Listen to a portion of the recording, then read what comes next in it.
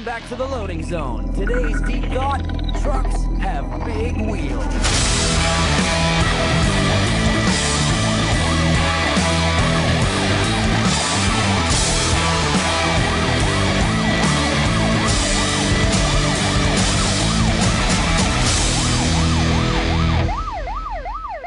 Everybody says small fleets are failing because the market is tough.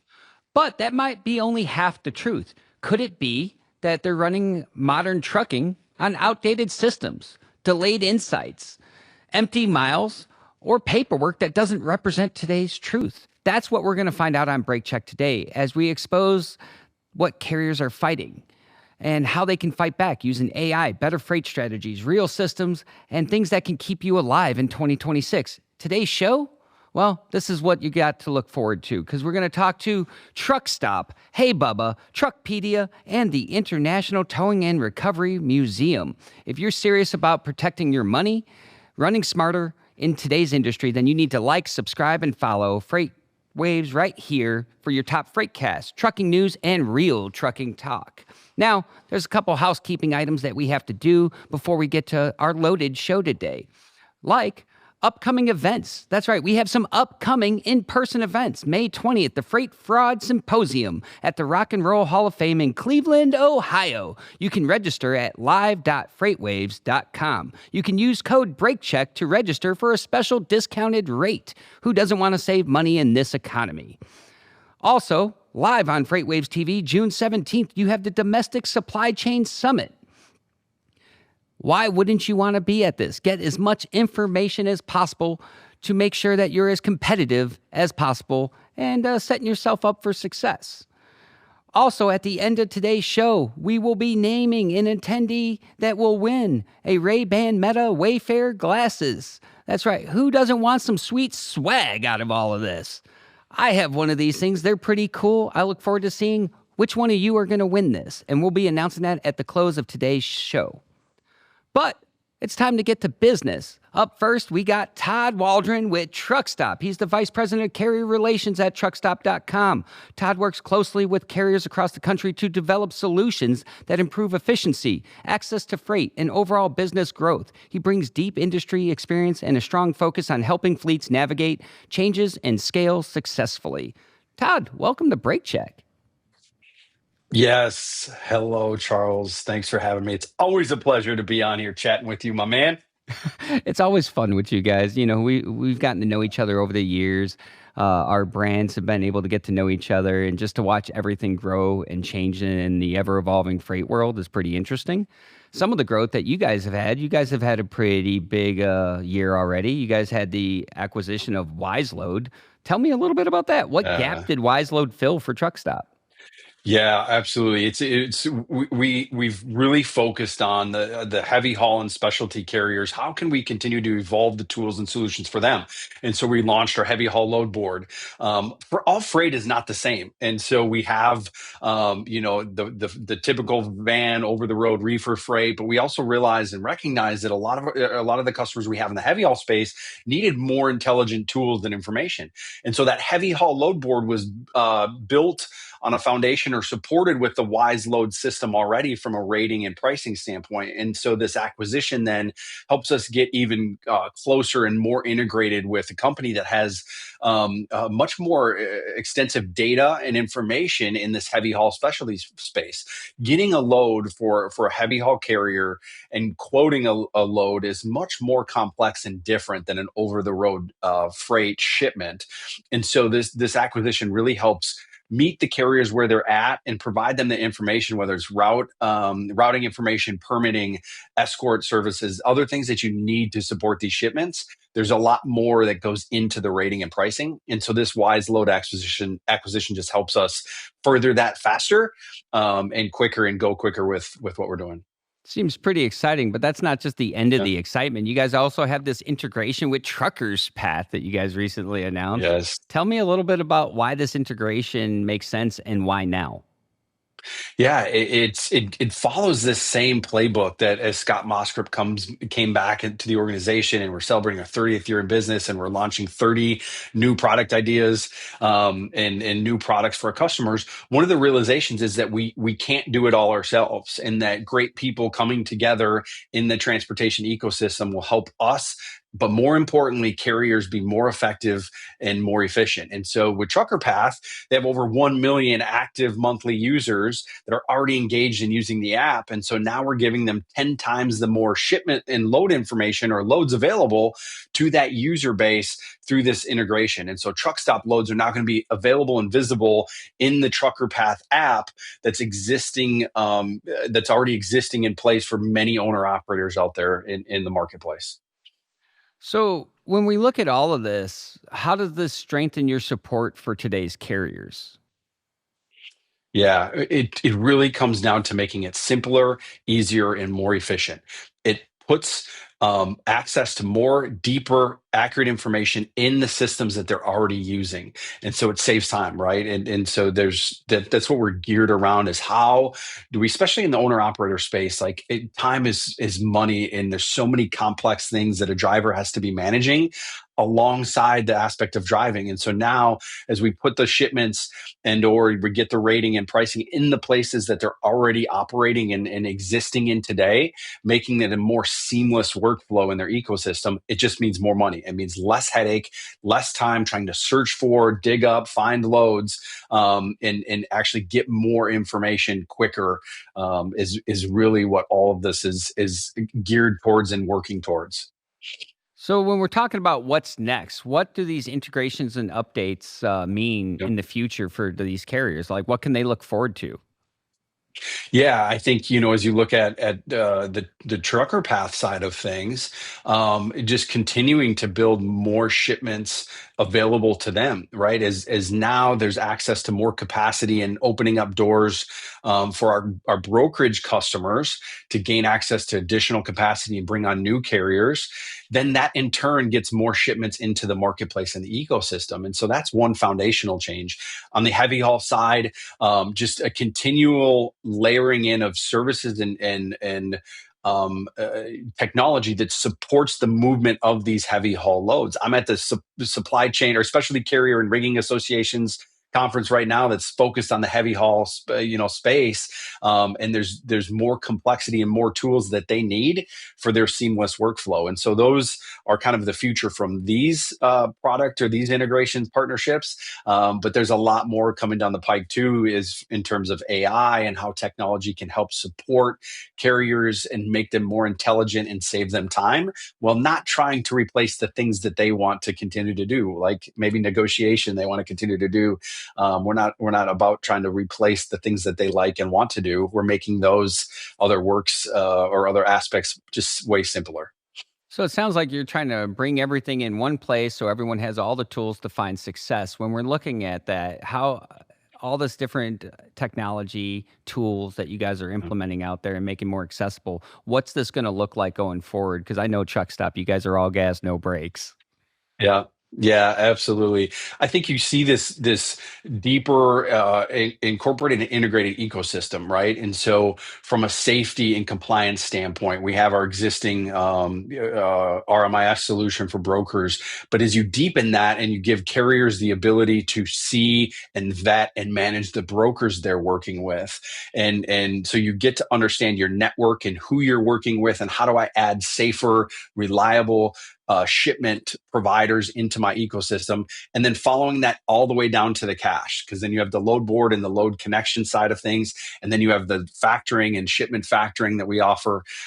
It's just this full, all-encompassing, integrated, ecosystem of how carriers can be more effective. We're also working on the TMS. We have had a TMS for many years, and we're working on developments in that space and making it again, focused on the different aspects of people's business, while not trying to do a one size fits all, but making a more tailored approach to the specific modes and the specific things that people are hauling. You've seen that in our load board strategy. We have the heavy haul load board, the van load board with the Sonar partnership and the data integration, again, to get more relevant information right in the ecosystem where they're operating. Yeah, that's really exciting stuff. So, is there anything that carriers need to do to take advantage of all these new developments? No, so existing trucker path customers will get this access to the truck stop shipments, and then there's we're also not gapping or stopping our security requirements. So there's the same security requirements that we've had as well, but we realize that there's a number of people already using that platform. With the Wize Loads, it's under our heavy, it's truck stop heavy haul, the load truck stop heavy haul load board, and so you can go on truckstop.com and look at what the pricing and packages are for that heavy haul load board and heavy haul rates, that is, and how that differs from like the existing vans load board subscription. So there's a different package for that, kind of to access those rates that are tied into that integration. So, Todd, my hard stop question for you today is simple. If small carriers don't adapt to where the market and technology are heading right now, what do you believe happens to them over the next 2 to 3 years? I think they ultimately become non-existent, and but that's not to say that you need to adapt all technology and you need to be 100% technology. That's to say that you have to find and analyze and understand these technologies, because there are some very real ones that will add you very real benefit, and take away many of your headaches, that will actually be foundational for you to survive in this ever-changing era. So, I don't think there's things to be scared of, but you can't be scared of this technology, and you got to start adopting a lot of this, because there's a lot of things moving fast. A lot of good things there in this conversation, Yeah, Todd. Love what you guys are doing over there. Appreciate your guys' support for the industry and advocacy, and look forward to seeing the times ahead. absolutely. It's a pleasure to chat with you. Thanks for having me. Looking forward to it, brother. Thank you. Up next, well, we're going to bring on a familiar face, a familiar friend of the show. We got Tappan from Hey Bubba. He is the founder and CEO over at Hey Bubba AI, and he joins us for a no fluff conversation on how owner operators, small carriers can actually use AI to save time, cut costs, and run smarter without needing a big team or budget. And in 2026, that is the name of the game. Tappan, how are you doing, my guy? Good. How are you, Charles? Always pleasure to talk to you. It's always fun. You're everywhere. Like everywhere I go, all the conferences, you're everywhere. Yeah, I mean, AI is the thing right now, and then everyone wants to figure out how they can adopt AI in their operations. So we have to be everywhere. So AI is one of those things. It's a buzzword. If we turned it into a drinking game, we'd all be losing right now with how often you hear about it. But there's AI that actually works for you. What does Mhm. practical AI really look like in 2026 for a trucking business? Yeah, so we have several things. When we started, it was purely owner operator, but since then, now we have what 2,500 odd customer signups. This includes one truck, five truck owner operators to all the way few hundred trucks to even now mega carriers who we are talking to, and AI that actually works. Right, AI is something which can work across these different data systems you have, different integrations. Like we have, you are Todd, right? Before this, I mean, we are good partners with Truckstop. So whatever new features they are bringing in, how quickly can we adopt them, right? And that's where AI is being really, really useful today. Reading your So emails, answering your phone calls, making phone calls for you, things you need like one-on-one human interactions that can be now parallelized, wherein that operation can be done way efficiently in parallel. so why has AI felt out of reach for today's small carriers? So carrier is the hardest piece to kind of go after. We are one of the first ones who launched AI for carriers, and it's like you've seen some articles coming in recently as well as fraud, right? So you don't want AI to be in the hands of fraudsters, and we do a lot on our end to make sure that AI is not used by these potential fraudsters, and that's one of the hurdles. Second is, of course, it's very new, right? People are afraid of it, and I think the more you're afraid of it, the further away you get. And there are other people who really want to adopt it, and I think you have to give it a try to see how magical it is. So when we're talking about some of that magic, how can Yes. AI help reduce empty miles or help with smarter dispatch decisions in today's operational capacities within trucking companies? So let's talk about small fleets, right? majority of the small fleets, 1 to 10 trucks, they do not have a TMS, like, which is a big problem for them for dispatching or maybe even figuring out what's the next load to pick up. So AI can take, we read all their emails, we project it on their schedule, and then now they know exactly who all, what all loads they are picked up, when they want to pick up, when they have to deliver, and then all the gaps, AI can automatically fill up those gaps by looking at different load boards and broker partnerships. So as I said, we partner with Truckstop, DAT, and other load boards. We have some direct partnerships with a few of the large brokers, and AI can actually do that all for you without even having to go into all of these different systems, which is tedious. Oh, it's And that's very where real tedious. optimization comes. And it's very redundant when you look at the job functions and a lot of the things that people have to do, especially the small fleets, the working owner operators. Yeah. Anytime you can remove some of those redundant tasks where they can be operating their vehicle and moving freight forward, they're making more money. So when you can remove some of those tasks off there and help automate them, it improves operational efficiency. And that means more money in your pocket. So efficiency is one, but AI can help you book better loads, because while you're driving, like at Matt's, right, I talked about this kitchen dispatch. So your spouse is kind of helping you dispatch the loads, or your family members. All that can go away where AI can take care of it while you're driving. If a good opportunity shows up in your inbox or on the load board, AI is right there to help you book that freight directly without you wanting to do anything, without you trying to do anything while you're driving. So that's the biggest problem with owner operators, is like you're driving for the whole day, then you stop for an hour or two, you have your lunch. While doing that, you're parallelly searching on the other hand, right? On one hand eating, the other hand you're looking at the load board. It just doesn't work. So when we're talking about the parts of business, AI could be helpful, especially for a small fleet in today's world. Is it the paperwork? Is it the billing? Is it the check calls? Like, how much of this can be efficiently and productively automated with AI in today's world? So check calls definitely can be automated. A lot of paperwork can be automated unless you require a signature and stuff. But any of the email communication, phone communication, that entire thing can be automated. And if you talk about owner operator, right, that's the big issue. Is again, I'm probably going back to the same point. Is if you're driving on the road, you don't have all the time and effort to do this. And once you're already stressed out, you're done driving, then you're trying to do all this paperwork after that in your truck, or your spouse is trying to do that while you're at home, and they don't have access to emails or all the information. So either they fill up wrong, or they call you and then you cannot do that, and you're trying to use the phone while driving, which is absolutely a no. So it can help in so many ways, not just efficient operations, but risk-free driving and stress-free driving, I so call it. Is it removes the stress within your family for these day-to-day mundane tasks, and you can focus on like real profitable things you can do.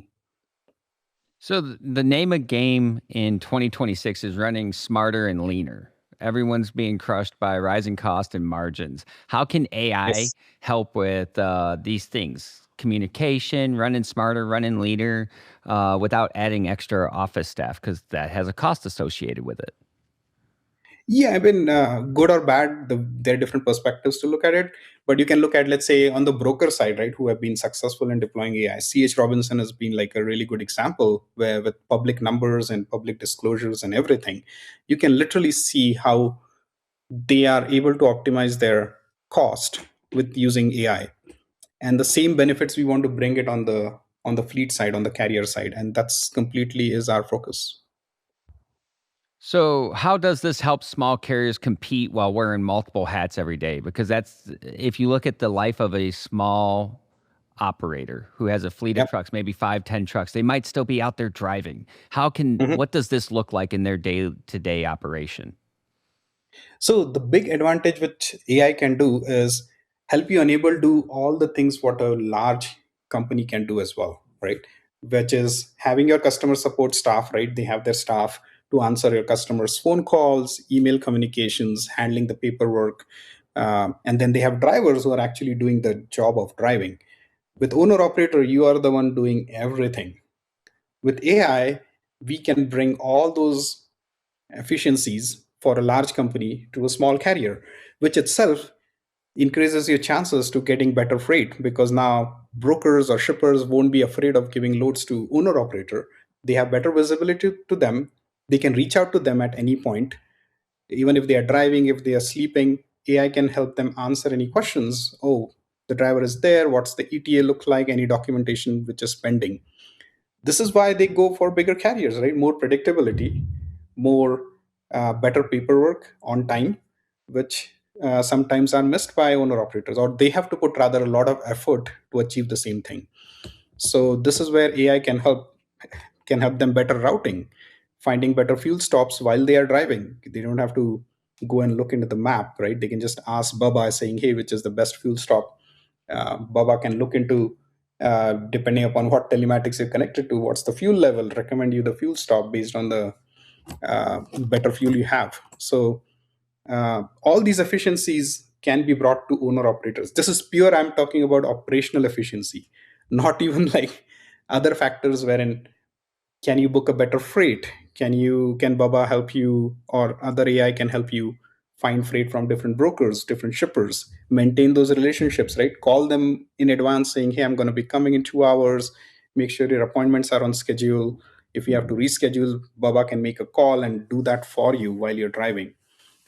So these are all the things which was almost like not possible before AI. Only the large companies could do it because they had this staff doing it for them. So my hard stop question for you is simple. At what point does a small fleet or owner operator ignoring AI in today's world stop becoming about protection or being uncomfortable and start becoming a threat to their survival?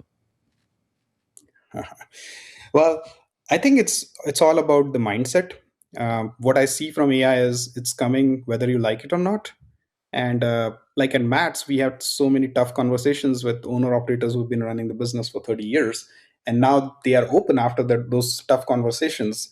They were like, oh, what happens to my relationships? What happens to my customers who have been maintaining this for so long? I was like, yeah, I mean, AI can help you navigate all the daily work of communication with your customers. So your relationship actually grows stronger, not weaker, because AI can handle all those mundane tasks. I strongly believe that there is a bigger picture for owner operators and small fleets. I think they will grow because AI can help them achieve a lot of the things which mega carriers could do, even for small carriers. So I see a brighter future for them as long as whoever adopts the technology, as No. Todd was also mentioning. No, I love that. Enjoy the conversation. You guys have an awesome mascot. I always say Malcolm over here on what the truck is the most huggable guy in freight, but I think when it comes to mascots, you guys win for the most huggable mascot in freight. So appreciate the conversation. Tap in with Hey Bubba. Thank you, brother. Yeah, more coming. Stay tuned. All right, super excited. This is a all gas, no brakes episode of Brake Check, and well, in that fashion comes my next guest. We got Justin with Truckpedia in the house. Justin is driving innovation and how carriers use AI and modern technology in real-world operations. He focuses on helping fleets move beyond basic tools and leverage smarter systems to improve efficiency, decision-making, and profitability. And he's here with us on Brake Check right now. Justin, how are you doing today? Good. Thank you for having me here. I'm excited for this conversation. When we're talking about today's ever-evolving landscape for a small fleet operator, there's a lot of tools out there. There's a lot of noise out there. And presenting them with the information so they can make smart decisions to position their business is the most important thing I think we can do in trucking media or the trucking landscape as a whole. So we can't have that conversation without Truckpedia in the house. So I appreciate you taking the time. My pleasure to be here. Always happy to be on the show. So let's talk about the right way to use AI versus the wrong way. What does using AI like Google actually look like in trucking? I think right now, a lot of people are using AI like ChatGPT first came out. They're treating it like a chat, right? You're talking to a chat. Hey, what is the best load to take? What they are not doing is leveraging the data that they have inside their TMS, right? If they're using the TMS, your TMS has all the data. It should provide you with API endpoints where you can connect with tools like Claude and say, hey, give me my last 30 days most profitable lane, right? What does that look like? Now you're communicating with a chat that understands your business, and with the data that they have, they can give you much more precise responses rather than what they think based off a search on Google. So, where are carriers getting it wrong then? Because, a lot of people are using it in that way. We see it all the time. People are using it like a search engine, but there's so much more it can do for you. Right. I think the problem is we're still so early on in this AI age. A lot of even founders of software companies are still trying to figure out how do we leverage it so we can give it to customers, and in this case, carriers. Right. I don't think carriers are necessarily using it wrong. I think there just should be more discovery. Right. Carriers need to be on the edge of AI, and because every single week or every few months, there's new transformational new AI machine learning models coming out. I think carriers in their free time should start playing with those tools and asking their software providers, hey, do you have API endpoints and API key that I can pull data out of my own system? Do not gatekeep me from my own software system so that I can play with my own data using AI. Right. In the past, you will need to have a team of developers, data analytics people to do those things. But AI now, like especially if you're using Claude, the most recent model, you are able to use AI to pull your own API endpoints and connect that. Even a regular person, right, at conversational level, hey, here's my API endpoints. How do I give me a step-by-step guide? How do I connect my API endpoints so that I can pull report out of my own system? Right. I think right now it's totally doable at this level, and it's really exciting because it just allows companies of any size. You don't have to be a large carrier to do that. Company of any size can do that nowadays. So, it sounds like you're calling for a mind shift in how we're using it operationally. Where would it have the biggest impact if we shift our mindset on where this is most useful? Is it in dispatch? Is it in pricing? Is it in the back office? Like, where are we missing the buck? Right. Many different use cases. Currently, one of our customer asking us to build is you're going to, for carrier, you're going to pick up and deliveries all the time. A lot of time, regardless of the load come from a broker or come from a direct customer, they don't tell you that location is a firm employment, but your system should know this place is a firm employment location, right? Even though it's in the recon, your system should be able to recognize that. And one very specific use case is a scheduling AI, right? Agentic AI, right? Your AI should be able to recognize that and able to schedule appointment on your behalf by making a phone call or triggering an email, sending out to do that for you. So you don't have to manually, call Home Depot, wait for 15 minutes to schedule an appointment slot. And this can be entirely streamlined using AI. So, are there any real world examples that you've seen where AI has dramatically impacted a business in a positive light that you want to showcase? Um, yes, there are. I think there are many cases where, for example, data entry. Almost every system now provide that AI tool. You don't have to do any data entry anymore, right? You just drag and drop or erase your email from a PDF, a rate confirmation, or tender. It can automatically create that load for you. So that eliminates 1 to 2 minutes per load from entering that into the system, right? So I think that's the most common use of AI in the TMS industry right now is eliminating data entry entirely, right? What comes next is going to be load optimization. Look at my driver's hour service. Look at my driver's current location. Look at their home time, right? And based off those algorithm, different variables, what load should be assigned to which drivers, right? This can also be done leveraging AI currently, as long as the connection with all those different endpoints calling. Right, so that's another example where you can do that. Third example is driver settlement. Right, when it comes to calculating driver pay, if you have everything rules in place, you can automatically calculate driver pay. You can automatically generate a invoice to help you bill your customers, and it can automatically send out a reminder to your customer, hey, we're 2 days from due date, right? Or hey, we're 2 days past due date. Can I get an update on the payment? Right, so all those very specific use cases currently can be done leveraging AI to automate and streamline the operations, and they can be done at rather very affordable price too. You don't have to pay hundreds of $1,000s to do for it. It can be done in a few $100s a month. Well, absolutely. Data entry is the most tedious task. And I have never met anyone that's like, yeah, let me do that. So if you can automate that and take that headache away from someone who's not going to welcome that change, and you could probably better use those people's time doing things that are more productive, that are going to drive making decisions around that data that's already been input into those sheets. You're absolutely right, right? Better use your time. And then this is the reason why, if you talk about industry, why is 99% trucking companies have less than 20 trucks or less than X number of trucks? I think that is entirely because the founders, the owners of the company are too bombarded in those manual tasks. They don't have time to think about scaling, right? The most important job of a founder of a trucking company is finding more direct customers, finding more direct dedicated freight. And they don't have time to do that. Why? Because they're bombarded by all those manual work. Now that AI can help them they can leverage to free up their time to do those things. So when we're looking at the mind shift in trucking today, do you think people are finally becoming cognizant that AI is more than just a buzzword? It's actually something that could be actionable, used inside your business to drive efficiency, effectiveness, and improve the overall operations? Absolutely. I think in the next 3 to 5 years will be a very interesting time. People are finally slowly to recognize that. Secondly, is I think previously carriers are slow to adopting software for several reasons. In the past, they were not acceptive to softwares because softwares were made too difficult, too pricey.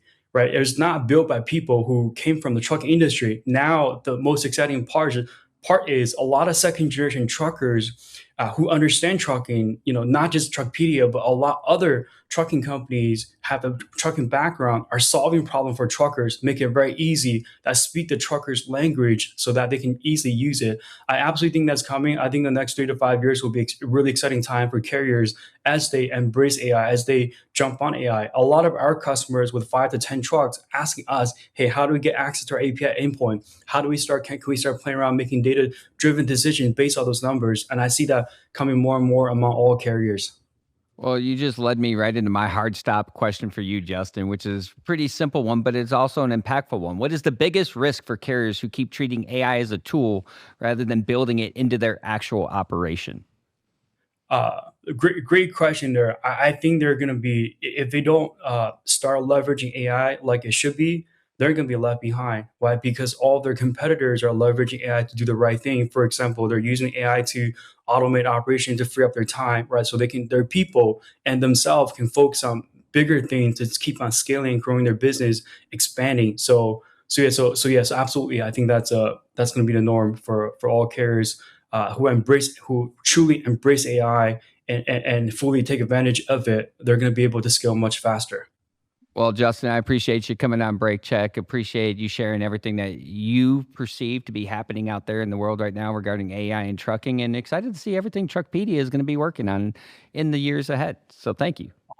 Awesome. Thank you for having me.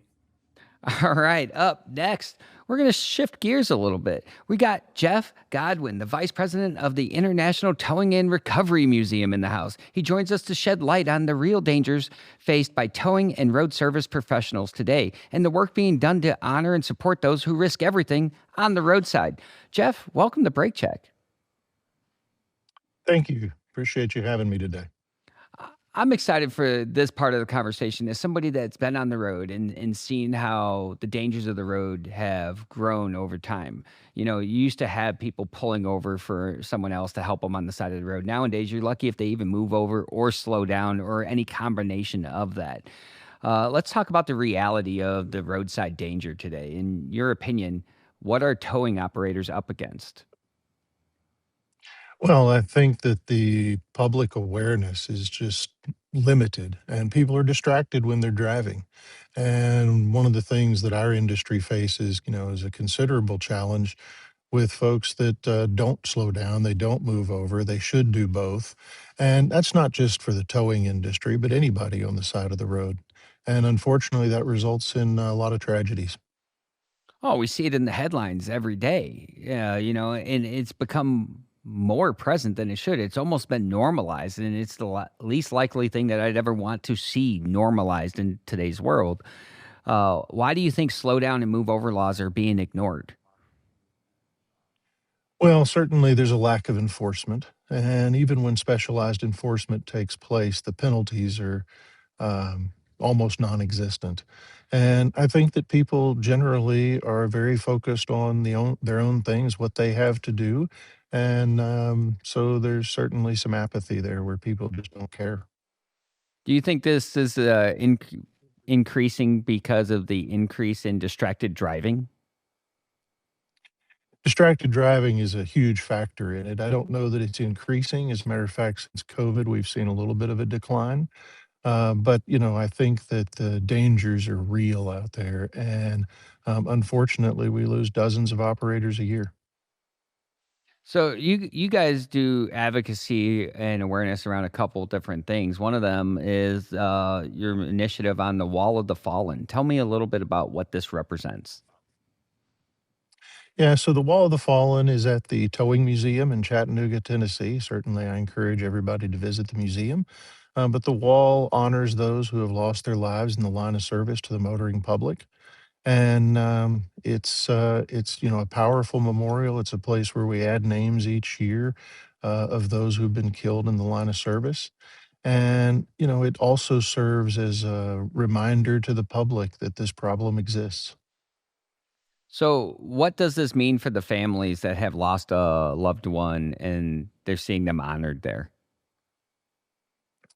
It's a very powerful ceremony, very meaningful to the families. We get many families that attend each year, along with folks across our industry that are there to support the efforts. And so between the wall and the Survivor Fund, there's a lot of power in what it does for the families, as well as for, publicly recognizing these folks who simply went to work to do their job and couldn't go home at the end of the day. So, if people want to get involved with this, support this, or learn more about this, how could they get involved with the Wall of the Fallen? Well, I think that the biggest support would be through our Survivor Fund. And the Survivor Fund is another element of the Towing Museum. You can find all of the information on the wall and the Survivor Fund at towingmuseum.com. And, the fund was established just like the wall 20 years ago. And we provide a level death benefit, like a gift to families when these tragedies occur. And so at this point, when somebody's killed on the side of the road, it's not life insurance or anything, but we do provide a $10,000 base benefit to families. And the fund is focused around immediacy. And so we're able to do that within, a day or two of when tragedy strikes often. And just help to relieve some of those financial pressures that come along. So, from a support perspective, we're a 501(c)(3) nonprofit entity, and all of the money that we use for these efforts and across the museum's efforts comes from donations. So, how does that Survivor Fund actually work when tragedy strikes? Like, what can people expect to see so they understand the impact that this brings? So when there's an operator death, I have a committee of 10 people who have divided the country into regions. The committee member who's assigned to that region reaches out to the company. We don't reach directly to families. We make sure the company is aware of what's available from a survivor fund and wall standpoint and how to apply.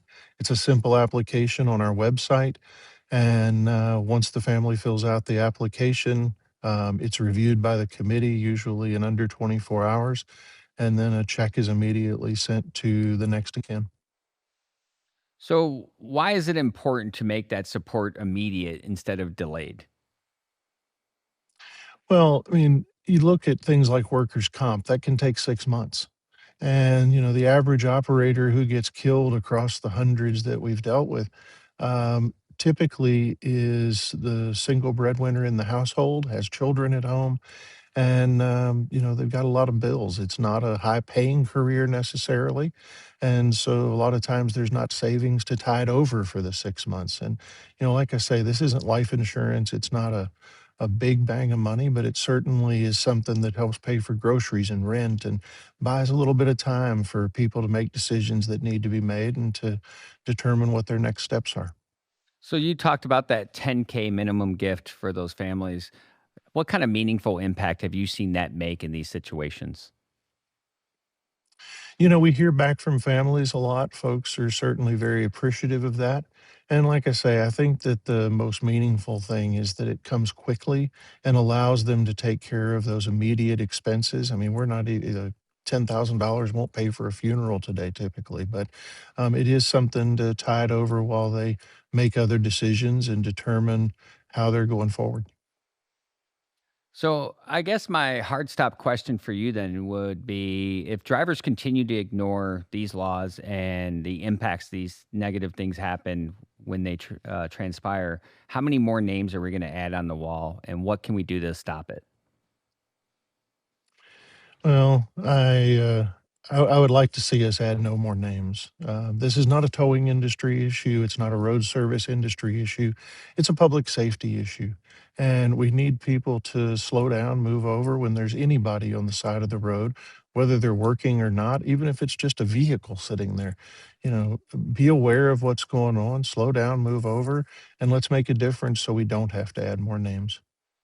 Well, I appreciate you coming on the show, sharing your insight on this, helping us raise awareness around this and everything you're doing for the industry to stop adding names to that wall. Thank you very much for having me. It's been a awesome episode of Brake Check today. We've talked about a lot of different things from AI to acquisitions and new partnerships to raising awareness to avoid tragedy in the industry. This is what it means when we're talking about how can a small fleet owner operator, how can a small fleet owner, how can a small carrier find success? All of these things and above matter. Now, at the top of the episode, I told you we were going to award that sweet Meta Ray-Ban smart glasses to somebody special. Well, we have a winner for the Small Fleet Owner Operator Summit, and that is Tyler Forbes with Tact Transportation LLC. So congratulations on your sweet, smart swag that you got from this awesome content and summit brought to you by all the friends of Freightwaves. This was Brake Check, but I want to leave you guys in a true brake checked fashion. All gas, no brakes, and there's nothing like that than life on the road today. So going into the weekend, leave you with this. This is what our drivers are seeing out on the road. Thank you, and see you next week. Look at this idiot. Look at this idiot. You're going stop, you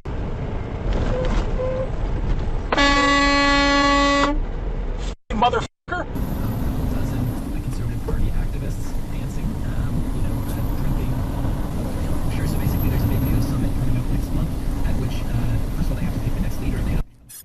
How Ukraine gets into NATO. Basically, if they invited NATO, how Ukraine gets into NATO. Hey, like that shit. Oh, dude! Fucking hell.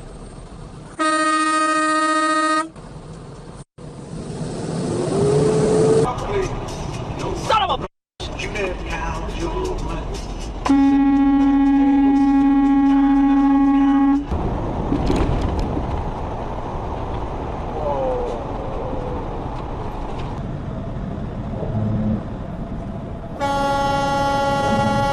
Welcome back to the loading zone. Today's deep thought: trucks have big wheels.